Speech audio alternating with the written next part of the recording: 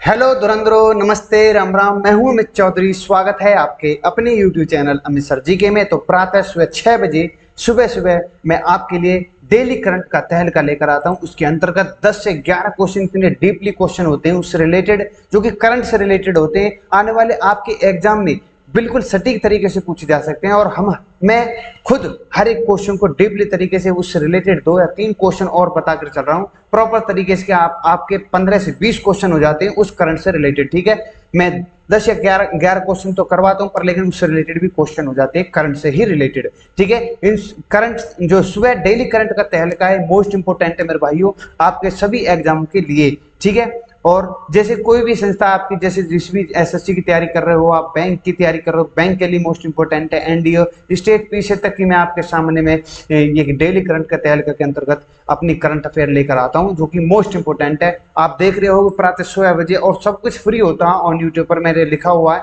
आपके सामने in front of you, जो लिखा पड़ा है free course batch, free PDF, ये सभी प्रॉपर तरीके से मैंने अपनी क्लास ऑन यूट्यूब पर पढ़ी है। आप जाकर के देख सकते हो, डीपली पढ़ा रखा है मैंने जीके से रिलेटेड सब कुछ। ठीक है, और नेशनल इंटरनेशनल के अगर आप अफेयर जानना चाहते हो तो 5 बजे शाम को मैं रोज आपके सामने एक ना एक टॉपिक लेकर आता हूं, जो कि मोस्ट इंपोर्टेंट है। ठीक है, तो शुरू करते हैं। आज के जो 9 अगस्त है, आज सबसे मोस्ट इंपोर्टेंट डे है। तो इसके बारे में विश्व के स्वदेशी लोगों का अंतर्राष्ट्रीय दिवस होता है। जो स्वदेशी लोग हैं उनके अधिकारों के, उनकी रक्षा की करने की बात होती है, उसके लिए ही मनाया जाता है आज के दिन विश्व के स्वदेशी लोगों का अंतर्राष्ट्रीय दिवस। इसके बारे में थोड़ी चर्चा कर लेता हूं मैं। संयुक्त राष्ट्र यूएन जो है का विश्व के स्वदेशी लोगों का अंतर्राष्ट्रीय दिवस होता है। The United Nation UN international day of the world indigenous peoples प्रतिवर्ष 9 अगस्त को दुनिया की स्वदेशी आबादी के अधिकारों को बढ़ावा देने और उनकी रक्षा करने के लिए मनाया जाता है। यह आयोजन उन उपलब्धियों और योगदानों को पहचान देता है जो स्वदेशी लोगों को पर्यावरण संरक्षण, गरीबी आदि जैसे विभिन्न विशेष विश्व मुद्दों को सुधारने के लिए करते हैं। दुनिया भर के लोगों को स्वदेशी लोगों पर आधारित संयुक्त राष्ट्र के संदेशों को फैलाने के लिए इस दिवस को मनाने में, भाग लेने में प्रोत्साहित किया जाता है। कुल मिलाकर जितने भी मुद्दे होते हैं उन पर सभी पर चर्चा की जाती है। उनके सभी अधिकारों को, उनके सभी रक्षा पर जो भी बातें निकल कर आती हैं उन चीजों को वो डिस्कस करते हैं, और इसी रूप में वो विश्व स्तर पर स्वदेशी लोग अंतर्राष्ट्रीय इस दिन को बनाते हैं, जो कि मोस्ट इंपोर्टेंट है। ठीक है, आज का जो ये क्वेश्चन था मोस्ट इंपोर्टेंट था, जो कि 9 अगस्त के बारे में आपको बता चुका हूं। आपसे पूछ सकता है क्वेश्चन। तो आज का फर्स्ट क्वेश्चन आपके सामने है, सभी आधिकारिक पुरस्कारों की सिफारिशों को और नामांकन के लिए सामान्य पोर्टल का नाम क्या रखा गया है? सभी पुरस्कारों की बात हो रही है यहाँ पर, सिफारिशों पर नामांकन के लिए उस पोर्टल का नाम क्या? राष्ट्रीय पोर्टल है, संयुक्त राष्ट्र महासभा पोर्टल है, या सूची के डिजिटल संस्करण है, या डिजिटल लोक अदालत है? तो इसका राइट आंसर हो जाता है नेशनल स्कॉलरशिप पोर्टल भी दे रखा है आपको। ए इज द राइट आंसर हो जाता है। मोस्ट इंपोर्टेंट क्वेश्चन है, इसलिए फर्स्ट में मैंने यही डाला है। ठीक है, इसके बारे में थोड़ा मैं बता दूं कि भारत सरकार ने विभिन्न मंत्रालयों, कितने, 1 मिनट रुके, कुछ, हाँ बिल्कुल सही है, भारत सरकार के विभिन्न मंत्रालयों, विभागों, एजेंसियों के सभी पुरस्कारों को एक डिजिटल प्लेटफॉर्म पर लाने के लिए भारत सरकार द्वारा एक सामान्य राष्ट्रीय पुरस्कार पोर्टल विकसित किया जा रहा है। ठीक है, मंत्रालय, कोई भी विभाग हो, कोई भी एजेंसी, उन सभी को एक डिजिटल प्लेटफॉर्म दिया जा रहा है। ठीक है, राष्ट्रीय पुरस्कार पोर्टल नाम है उसका। इस पोर्टल का उद्देश्य नागरिकों को भारत सरकार द्वारा स्थापित विभिन्न पुरस्कारों के लिए व्यक्तियों या संगठनों को नामांकित करने की सुविधा प्रदान करना है। हाल ही में सरकार का वयोश्रेष्ठ सम्मान और पद्म पुरस्कारों के लिए आमंत्रित किए गए थे। ये सभी इंपोर्टेंट है, सभी को एक राष्ट्रीय पुरस्कार पोर्टल विकसित किया जा रहा है डिजिटल माध्यम से। ठीक है, आपके सामने सभी चीज क्लियर कर चुका हूं। ठीक है, आप पढ़ लेना, ऑन पीडीएफ में मैं शेयर कर देता हूं हर रोज। ठीक है, शायद कल की नहीं करी हो तो आज मैं कर दूंगा उसको। ठीक है, नेक्स्ट क्वेश्चन आपके सामने, हाल ही में खबरों में रहा डोनी पोलो एयरपोर्ट, ये इंपोर्टेंट है, किस राज्य में स्थित है? उत्तर प्रदेश में, अरुणाचल प्रदेश में, पश्चिम बंगाल में, कर्नाटक में? तो अरुणाचल प्रदेश में स्थित है डोनी पोलो एयरपोर्ट। ठीक है, इसके बारे में थोड़ा मैंने लिखा भी है। अरुणाचल प्रदेश सरकार ने अपने तीसरे हवाई अड्डे को डोनी पोलो हवाई अड्डे का नाम दिया है, और जो ईटानगर में निर्माणाधीन है, यह राजधानी शहर का एकमात्र हवाई अड्डा है। ईटानगर राजधानी है किसकी? अरुणाचल प्रदेश की। और पासीघाट और तेज हवाई अड्डों के बाद राज्य में तीसरा हवाई अड्डा है। राज्य की जनजातीय भाषा में डोनी का अर्थ सूर्य या पोलो का अर्थ चंद्रमा होता है। आपसे पूछ सकता है कि डोनी और पोलो का अर्थ क्या होता है? डोनी का मतलब सूर्य, पोलो का मतलब आपके सामने चंद्रमा है। ठीक है, इंपोर्टेंट क्वेश्चन है, आपके सामने मैंने बता दिया। 3 टोटल अरुणाचल प्रदेश के अंतर्गत एयरपोर्ट बन चुके हैं। तीसरा मैंने बता दिया आपको, ठीक है। आज का नेक्स्ट क्वेश्चन आपके सामने है, कौन सा आंदोलन 5 अगस्त 2022 को शुरू हुआ? असहयोग आंदोलन, बड़े चलो आंदोलन, सविनय अवज्ञा आंदोलन, नमक सत्याग्रह। तो बड़े चलो आंदोलन इज द राइट आंसर हो जाता है। 2022 की बात होती है तो ठीक है। असहयोग आंदोलन मैं आपको प्रॉपर तरीके से बता चुका हूँ। सविनय अवज्ञा आंदोलन, नमक यात्रा, सिंपल है बिल्कुल, सभी चीजें मैंने डिस्कस कर चुकी हैं अपने टेस्ट सीरीजों में, बहुत बार टेस्ट सीरीज। जो बच्चा टेस्ट सीरीज नहीं लगा रहा वो टेस्ट सीरीज लगा ले। हरियाणा से रिलेटेड मैंने टेस्ट सीरीज चला रखी है, ऑलरेडी प्रैक्टिस सेट पड़े हुए हैं मेरे ऑन यूट्यूब पर, प्रॉपर तरीके से बेसिक से मतलब बिल्कुल जीरो से और हाई लेवल तक की टेस्ट सीरीज के अंतर्गत क्वेश्चन है मेरे, ठीक है। जो भी जिस भी एग्जाम की तैयारी कर रहा हो मेरी टेस्ट सीरीज को लगा जाएगा और बेड़ा पार है, ठीक है। 5 अगस्त से 11 अगस्त तक 2022 तक हर दिन 10 बड़े शहरों में बड़े चलो का आयोजन किया जा रहा है। इसका समापन 12 अगस्त 2022 को नई दिल्ली के तलाकोटा स्टेडियम में एक ग्रैंड फिनाले के साथ हो रहा है, ठीक है। ये इंपोर्टेंट है, आपसे पूछ सकता है। बड़े चलो की विशेषता फ्लैश डांस है, ठीक है। यहाँ पर जितने भी नृतक होंगे सभी भाग लेंगे इसमें और युवा गान का प्रस्तुत देंगे और 75 शहरों में प्रमुख स्थानों में होने वाला फ्लैश डांस होगा। और इनके फ्लैश नृत्यों के माध्यम से संस्कृत मंत्रालय का उद्देश्य अमृत महोत्सव के संदेश और भावना को फैलाना है। ये इंपोर्टेंट चीजें हैं, प्रॉपर तरीके से नोट मैंने कर रख रखी है, एक एक पॉइंट को नोट कर लेना आप भी। बड़े चलो आंदोलन के माध्यम से संस्कृत मंत्रालय हर घर तिरंगा आंदोलन का समर्थन करने का इरादा भी रखता है, ठीक है। ये मैंने इंग्लिश में दे रखे आपके सामने, देख सकते हो और पढ़ सकते हो।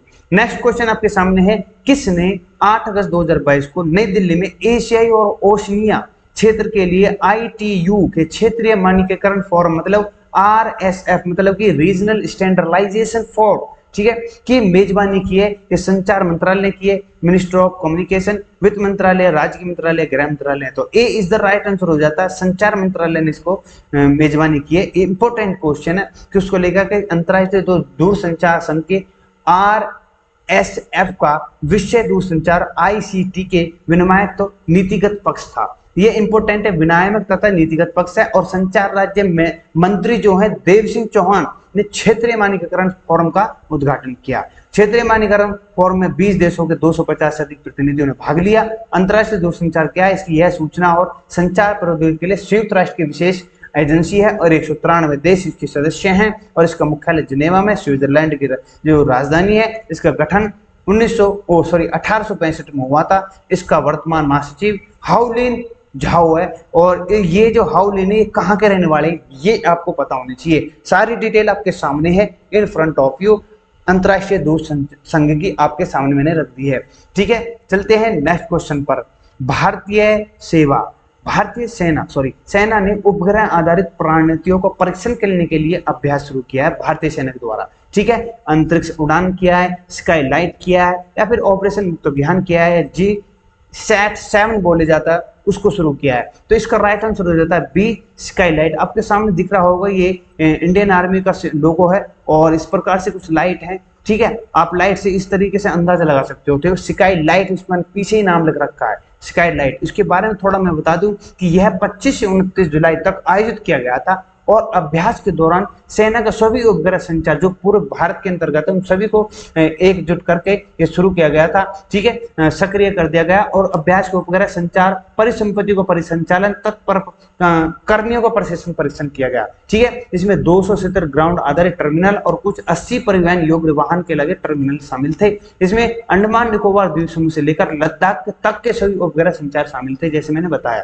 ठीक है। इसमें विभिन्न एजेंसियों के सहयोग से पोर्टेबल परिवहन प्रणाली का भी उपयोग किया गया था। भारतीय सेना को सुदूर सीमावर्ती क्षेत्र में संचार नेटवर्क के लिए उपग्रहों का उपयोग करती है। भारतीय नौसेना और वायुसेना के आपस में अपने अपने उपग्रह होते हैं और भारतीय सेना संचार के इसरो के कई उपग्रहों का उपयोग करती है। ये इंपोर्टेंट चीजें आपके सामने मैंने रख दी हैं, ठीक है। जो भी बच्चा हिंदी से परेशान है वो इंग्लिश में आराम से पढ़ सकता है। प्रॉपर तरीके से मैंने एक एक पॉइंट को कन्वर्ट कर रखा है इंग्लिश के अंतर्गत। चलते हैं नेक्स्ट क्वेश्चन के साथ, ठीक है। किसने एक जिला एक उत्पाद उपहार सूची का डिजिटल संस्करण लॉन्च किया है? ये मोस्ट इंपोर्टेंट क्वेश्चन है। ये राज्य सरकार ने या फिर भारत सरकार ने, जम्मू कश्मीर सरकार ने, किसने शुरू किया है? तो भारत सरकार द्वारा, गवर्नमेंट ऑफ इंडिया के द्वारा one district one product gift list जारी की है, ठीक है। इसके बारे में थोड़ा मैं बता दूं कि यह जो है एक जिला एक उत्पाद जो है जिसको ODOP बोला जा रहा है, उपवास सूची डिजिटल संस्करण का अनावरण करेगा और सभी जिलों की क्षमता दिखाने के लिए दिशा में एक कदम रखेगा। ठीक है, ODOP, ठीक है, वन डिस्ट्रिक्ट वन प्रोडक्ट, इसका फुल फॉर्म है, आपसे पूछ सकता है, एक जिला एक उत्पाद। ठीक है, कैटलॉग अंतरराष्ट्रीय बाजार में स्थानीय उत्पादों की ब्रांड छवि को बढ़ावा देना मदद करेगा। ODOP उपहार सूची में 22 अलग अलग उत्पाद हैं, जैसे कि तेल, भारतीय स्पिरिट, गृह सज्जा उत्पाद आदि। ठीक है, यह मेक इन इंडिया और मेक फॉर वर्ल्ड के विजन को बढ़ावा देगा और एक जिला एक उत्पाद ODP इज राइट, ये इसके माध्यम से प्रस्तुत की जा रही, प्रेजेंट की जा रही है। इस खाद्य प्रसंस्करण उद्योग मंत्रालय द्वारा लॉन्च किया गया था, ये यहां से क्वेश्चन आ सकता है। ठीक है, इसका उद्देश्य देशी और विशिष्ट उत्पादों को, शिल्पों को प्रोत्साहित करना है। कुल मिलाकर मेन मुद्दा ये एक जिला एक उत्पाद का, ठीक है, या ODOP का। इसका उद्देश्य इस जिले में निर्यात क्षमता वाले उत्पादों की पहचान करके प्रत्येक जिले का निर्यात हुड में बनाना है। ठीक है, समझ में आ गई सभी चीजें, आपके सामने इंग्लिश में मैंने कन्वर्ट कर रखी है। नेक्स्ट क्वेश्चन आपके सामने भाइयों, सरकार ने कैबिनेट सचिव में किसका कार्यकाल 1 साल के लिए बढ़ा दिया है? तो आपके सामने क्वेश्चन है स्मृति ईरानी जी का, राजनाथ सिंह का, राजीव गौबा जी का या राहुल गांधी का। ये तो राइट आंसर, ये गलत हो जाता है। राइट आंसर सी है और राजीव गौबा आपके सामने दिख रहे हैं। ठीक है, फोन पर बात कर रहे हैं जिन किससे। ठीक है, केंद्रीय मंत्रिमंडल की नियुक्ति बहुत IMF के खिलाड़ी रह चुके हैं, मतलब कि सचिव रह चुके हैं ये। ठीक है, IMF के अंतर्गत प्रतिनिधित्व किया है इन्होंने भी। केंद्रीय मंत्रिमंडल की नियुक्ति समिति ने कैबिनेट सचिव राजीव गौबा का कार्यकाल 1 और साल बढ़ा दिया गया है। ठीक है, इसके बारे में बता दूं, कैबिनेट मंत्रिमंडल है क्या। उनका कार्यकाल 30 अगस्त 2022 को समाप्त होना था। यह पद उनके लिए दूसरा विस्तार है। राजीव गौबा 2019 2 साल के लिए कैबिनेट सचिव नियुक्त किए गए थे और उन्होंने 4 साल तक अंतर्राष्ट्रीय मुद्रा कोष के बोर्ड में भारत का प्रतिनिधित्व किया था। यहां से क्वेश्चन उठ सकता है। ठीक है, कैबिनेट सचिव भारत सरकार का सबसे शीर्ष कार्यकारी अधिकारी और सबसे वरिष्ठ सिविल सेवक होता है, ये इंपॉर्टेंट है। अब कैबिनेट सचिव का अर्थ क्या है? जो कैबिनेट सचिव है, सिविल सेवा बोर्ड के पदेन प्रमुख के रूप में कार्य किया जाता है। वह प्रधानमंत्री के वरिष्ठ सलाहकार के रूप में कार्य करता है। कौन? ये जो अभी सिलेक्ट किए गए हैं, राजीव गौबा साहब। ठीक है, मंत्रिपरिषद को सहायता प्रदान करता है और वह कैबिनेट की बैठकों को एजेंडा तय करता है। वह प्रशासन पर सचिवों को समिति के अध्यक्ष और राज्यों के मुख्य सचिवों सम्मेलन के अध्यक्ष के रूप में कार्य करता है। ठीक है, वह कैबिनेट सचिवालय का प्रमुख होता है और केंद्र सरकार के मुख्य समन्वय के रूप में कार्य करता है। ठीक है, वह सचिव और अतिरिक्त सचिव के अधिकारियों को नियुक्ति की सिफारिश करता है। ये सभी चीजें इंपॉर्टेंट है। कैबिनेट सचिव के अंतर्गत क्या क्या चीजें आती हैं, किस प्रकार से सिलेक्ट किए जाते हैं, कौन सी उपाधि है, कौन से पद पर इनको विराजमान रहना पड़ता है, कितनी इनकी पावर होती है, ये सभी चीजें मैंने आपके सामने रख दी हैं। ठीक है, बाय क्वेश्चन। ठीक है, चलते हैं नेक्स्ट पर। ये आपके सामने इंग्लिश में मैंने कन्वर्ट कर रखी मेरे भाइयों। ठीक है, नेक्स्ट चलते हैं नेक्स्ट क्वेश्चन। हाल ही में भारत ने किस देश को हराकर SAFFU अंडर 20 फुटबॉल चैंपियनशिप जीती है? तो ये ऑस्ट्रेलिया को हराया है इन्होंने, या बांग्लादेश को हराया है, या चीन को हराया, अमेरिका को हराया है? तो आपके सामने बांग्लादेश को हराया भारत की टीम ने, जो कि SAFF अंडर 20 चल रहा था। ठीक है, इसके बारे में थोड़ा लिखा है कि भारत ने, कल रात की बात है, ओडिशा के भुवनेश्वर, मतलब परसों की, ठीक है, भुवनेश्वर के कलिंगा स्टेडियम में फाइनल में बांग्लादेश को 5-2 से हराकर SAFF under 20 football championship trophy पर कब्जा कर लिया है। इसमें गुरकुल सिंह के 4 गोल और हिमांशु झांगड़ा के 1 गोल ने भारतीय टीम को फाइनल मैच में एक योग्य वापसी सुनिश्चित किया। अतिरिक्त समय में चली गई थी। ये सभी चीजें इंपॉर्टेंट है। आपके सामने 5-2 से हराया था, किसको हराया था और कहां पर हुआ था? ओडिशा के भुवनेश्वर कलिंगा स्टेडियम में ये हुआ था फाइनल, भारत और बांग्लादेश के बीच में। ये सभी चीजें इंपॉर्टेंट है। हर एक चीज आपके सामने मैं रखता हूं प्रॉपर तरीके से, कहां से किस प्रकार से क्वेश्चन पूछ सकता है आपको आपसे। ठीक है, ओडिशा के जो कि अभी द्रौपदी मुर्मू जी हमारी 15वीं राष्ट्रपति के रूप में और पहली आदिवासी बनी हैं। और ओडिशा के बारे में थोड़ा बता दूं कि CM वहां के नवीन पटनायक जी हैं। ठीक है, ये सभी चीजें इंपॉर्टेंट हैं आपके लिए और पेपर के लिए। ठीक है, नेक्स्ट क्वेश्चन है, आजादी की 75वीं वर्षगांठ पर इंडिया की उड़ान परियोजना शुरू की है। तो इसमें गूगल ने शुरू किया है या अमेजन ने, फ्लिपकार्ट ने, जियो? तो इंडिया की जो उड़ान है ये Google, A is the right answer हो जाता है। गूगल ने ही 75वीं वर्षगांठ के अंतर्गत इंडिया उड़ान परियोजना शुरू की है। ये मोस्ट इंपोर्टेंट है। इसमें मैंने लिखा है कि गूगल ने स्वतंत्रता प्राप्त करने के बाद 75 वर्षों में भारत द्वारा हासिल किए गए मील के पत्थर को बनाने के लिए एक ऑनलाइन परियोजना अनावरण किया है। किसने? गूगल ने। गूगल कला और संस्कृति परियोजना भारत की उड़ान, भारत की उपलब्धियों का सम्मान करती है और इन पिछले पिछले 75 वर्षों में भारत का अटूट और अमर आत्मा के विचार में आधारित है। ये सभी चीजें इंपोर्टेंट है। गूगल ने क्या ओरिजिनल लॉन्च की है आपके सामने, भारत की उड़ान, आप याद कर लें, यहाँ से क्वेश्चन उठ सकता है। 75 वर्ष होने जा रहे हैं हमारे भारत की आजादी को। ठीक है, नेक्स्ट चलते हैं, आपके सामने इंग्लिश में मैंने नीचे दे रखा है। ठीक है, नेक्स्ट क्वेश्चन जो कि आज का लास्ट क्वेश्चन है मेरे भाइयों, मोस्ट इंपोर्टेंट क्वेश्चन हो भी सकता है ये भी। ठीक है, किस पूर्व भारतीय खिलाड़ी को हाल ही में डॉक्टर की उपाधि से सम्मानित किया गया है? आपके सामने बहुत बड़े क्रिकेटर, ठीक है, मनीष रोपटे तो क्रिकेटर नहीं है, तो Suresh Raina is the right answer हो जाता है, ज्यादा जिक्र ये सभी गलत हो जाते हैं। सुरेश रैना जी हैं जो भारतीय खिलाड़ी, बहुत ही इन्होंने विख्यात खिलाड़ी हैं, बहुत ही अच्छे खिलाड़ी थे अपने टाइम के। सुरेश रैना जी इंडिया की टीम के सदस्य रह चुके हैं और उसके बाद CSK भी ये सदस्य रह चुके हैं,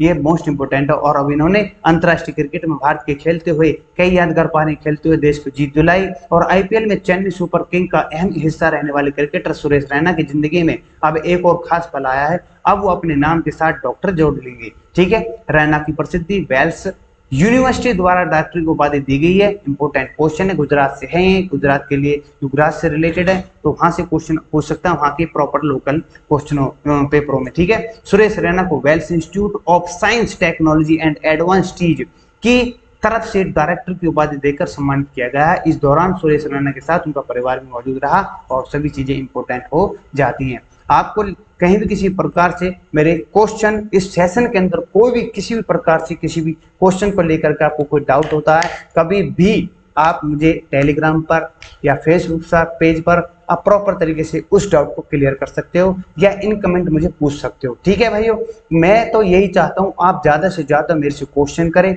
और उन ज्यादा से ज्यादा आपके क्वेश्चनों को मैं जवाब दे पाऊं अच्छी मात्रा में, अच्छे डीपली तरीके से मैं आपको उससे रिलेटेड एक दो क्वेश्चन और अच्छे तरीके से मैं आपको बता सकूं। ठीक है, आपके डाउट मुझे बहुत ही अच्छे लगेंगे, उनको मैं खुद से एनालिसिस करूंगा कि इस क्वेश्चन में कितना वजन है, बच्चे ने जो पूछा है उसको अगर वजन हुआ उससे रिलेटेड एक दो क्वेश्चन और मैं बताने की कोशिश करूंगा। तो आज का इतना ही सेशन था। अगर आपको मेरा सेशन अच्छा लगा तो लाइक शेयर सब्सक्राइब कर देना और सभी भाइयों को शेयर कर दो प्रॉपर तरीके से। ऑन यूट्यूब पर सब कुछ फ्री चल रहा है।